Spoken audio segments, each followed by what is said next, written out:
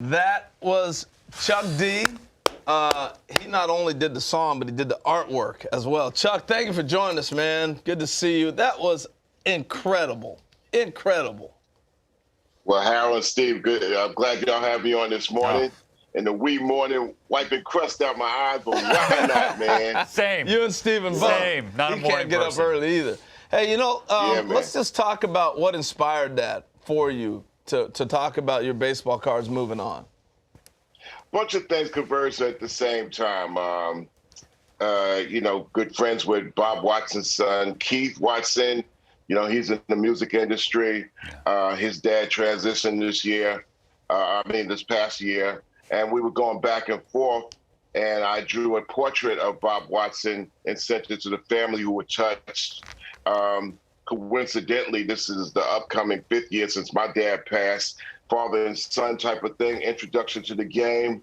I do a lot of artwork. I did the artwork on Bob Watson, and then at the end of the year, we had lost so many people in baseball, which is our ties to our family or to our fathers and so what. So I decided to do some artwork on it. And when I was doing the artwork, it just happened to be when I thought I finished it in November, but then we had the passing of 2 or 3 more people. And even at the last minute, it was Phil Negro passing. I was like, wow. And I kept adding these pieces. Yeah. So as I was adding these pieces, I decided to say, oh, yeah, that's right. I'm a songwriter. Why not write a song about it, too? And they just happened to converge all organically and naturally. And then when I had it done, I was like, okay, wow. I've done it with my co-writing partner, David C. Snyder, my engineer, J.P. Hess, a big shout out to them. Yes, Pirates and Dodger fans that they are. And also inspired by Tom Morello, as touring with Prophets of Rage for the last couple of years. We play Stratomatic on the plane. You know what I'm saying? Going from city to city. But we're playing Stratomatic.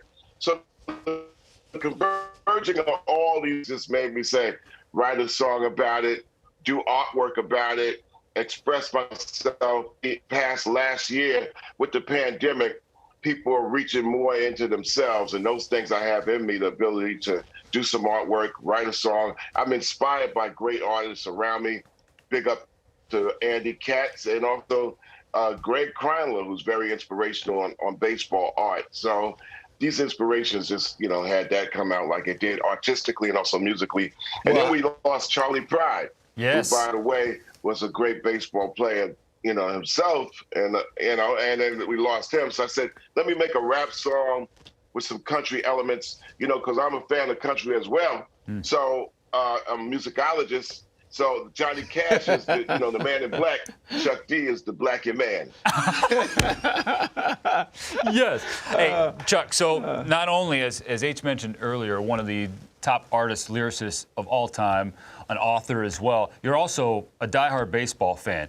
And we may have some people watching right now who they love the game, but they also maybe want to be an artist in the future. So I thought you giving a little insight into your process in this was really awesome. But getting to your baseball fandom, H and the crew, they put together a little game, and I was wondering if you'd be interested in playing it. Can you hear us, Chuck? Yeah, and before we go to that, one of my all-time favorite names. Yeah, I hear you. You hear me? Yeah, we got you. We got you. One of your all-time favorite names. You hear me now? Okay, yeah. Nicknames, John the Count Montefusco. Oh, that's a good one. Oh, you were watching earlier. See, yeah, it was on. I couldn't think of a nickname. You had nothing. All right, let's go to the game. This is a baseball card game. It looks like he's frozen, but he's still with us. So go ahead. You start off, Steven. Who you got? All right, you are a Met fan, a diehard Met fan. So we're going to go with the franchise, Tom Seaver. We're going to throw up Tom Seaver's baseball card. The first story that pops into Chuck D's head about Tom Seaver is what? Losing that card in the schoolyard in Queens. I had that card. I was in 2nd grade, and I lost it flipping cards, and I didn't know what flipping cards meant. The best thing about baseball cards was the bubblegum smell. Yes. Maybe not so much the bubblegum, but the bubblegum smell was just classic, man. You couldn't get that back. Another thing I also liked about Topps kids used to play that I didn't get into was when they was giving out the little they were little metal things, like little metal coins, but people used to flip those, and they used to get those sometimes in the pack of Topps cards. So I lost those too. Well, I didn't. I wasn't out in Queens. I got bubble gum in mine out in Oregon. I like the bubble gum. Hey, we're gonna keep moving though. Next one, Roberto Clemente. When you see a card of Roberto Clemente, what first thing comes to mind for you?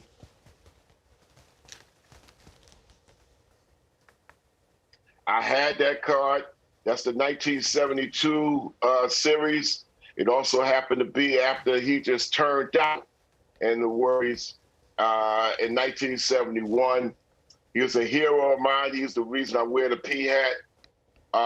21, we're 21 in the 21, meaning 2021 in the 21st century.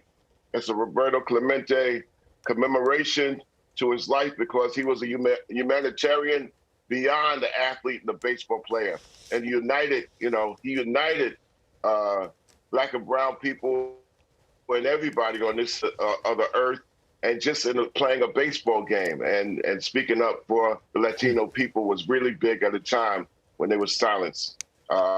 Pretty much in the media or in Americana after all the contributions. And part of our conversations and getting to know you. Go ahead, Harold. Yeah, I'm here.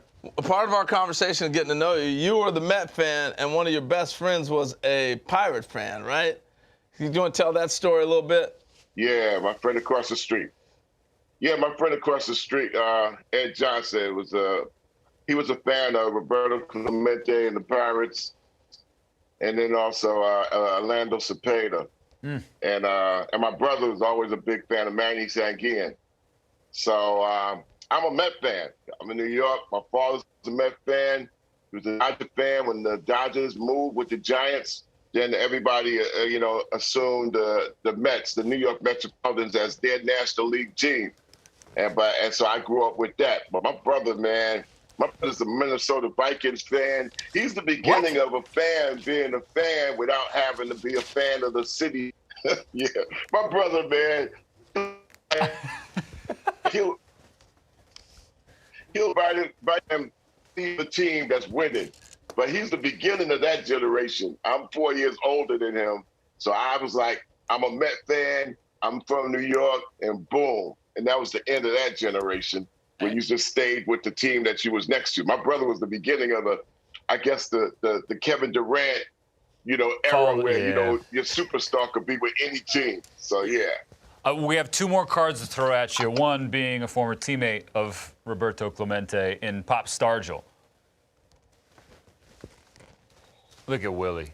Yeah, we are family. Big shout out to Sister Sledge. Yeah. And also Nile Rodgers for making that record in 1979, which is a soundtrack of my teen youth and growing in my adulthood. And when the Pirates won in 1979, that song resonated, Dave Parker, Willie Stargell, Tim Foley, John Milner.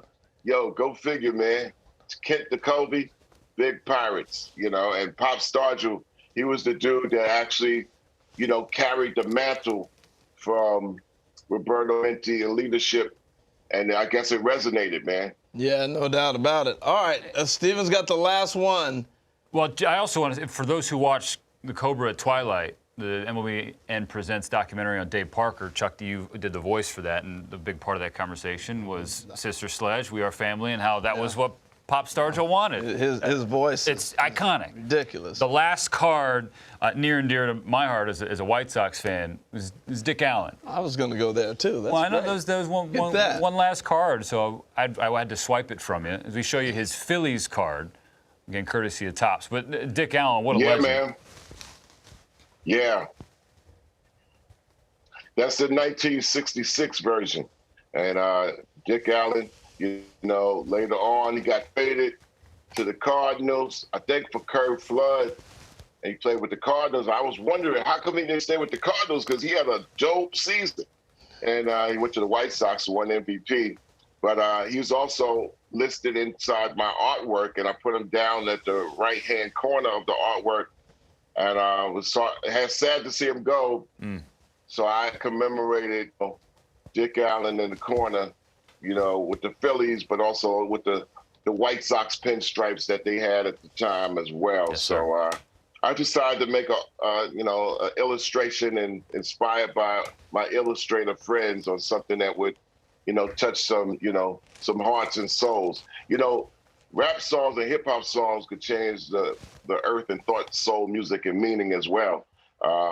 With the words, and make every song work in many different ways. And that's what I try to encourage writers, rap artists, singers, that there's a never ending list of topics that you can cover that could touch people and inspire them. Chuck, man, thank you for the time this morning, and more importantly, thank you for the inspiration. Thank you for the song, and we appreciate you.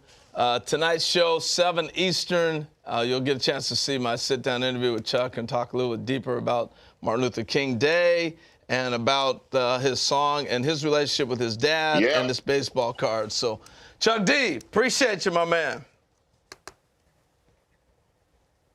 Thank you, Harold. Thanks, Steve. I'll catch you guys on the other side of the tube sitting in my seat.